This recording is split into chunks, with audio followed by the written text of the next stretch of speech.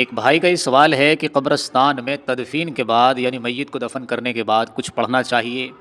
یا دعا کرنی چاہیے یا نہیں کرنی چاہیے؟ تو دیکھیں، جہاں تک حضور علیہ الصلاۃ والسلام کی ذات یا صحابہ کرام کے عمل کا مسئلہ ہے تو آپ صلی اللہ علیہ وسلم سے ثابت ہے، حضور علیہ الصلاۃ والسلام جب کسی کے جنازے میں جاتے تھے تدفین کے بعد آپ دعا کیا کرتے تھے۔ صحیح مسلم کے اندر ایک لمبی حدیث ہے، اور اس کے اندر ایک لمبی جو ہے کہہ لیجیے دعا ہے، جس میں حضور علیہ الصلاۃ والسلام نے میت کے لیے دعا فرمائی، اللہ اس پر رحم فرما، اس کی مغفرت فرما، اس کو جنت میں داخل فرما، جنت میں بہترین جگہ عطا فرما، اور گناہوں سے پاک اور صاف فرما۔ تو اس طرح کی جو ہے دعا ہے۔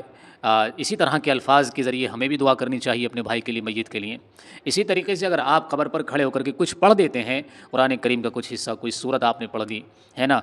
سورہ بقرہ پڑھ دی یا سورہ یاسین پڑھ کر کے اس کے لیے بخش دی، تو اس میں بھی کوئی حرج نہیں ہے۔ یہ بھی حضور علیہ الصلاۃ والسلام سے ثابت ہے، اللہ کے نبی صلی اللہ علیہ وسلم کی حدیث ہے کہ اگر تم اپنے قبرستان میں جاؤ اور اپنے مردوں کے لیے سورہ یاسین پڑھ کر کے بخش دو تو اللہ تعالیٰ ان سب کی مغفرت فرما دیتے ہیں۔ اسی طرح کے قریب قریب مضمون کی اور بھی روایتیں موجود ہیں۔ تو اس سے یہ پتہ چلتا ہے کہ اگر ہم قبرستان والوں کے لیے قرآن کریم کا کچھ حصہ پڑھ کر کے ان کے لیے دعائیں مغفرت کریں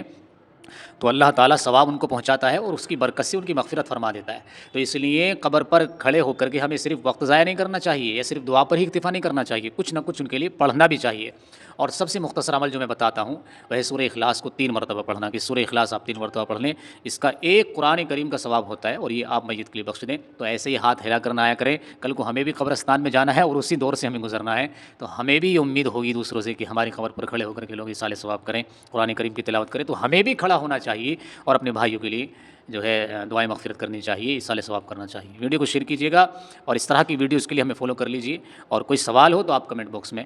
لکھ کر کے معلوم کر سکتے ہیں۔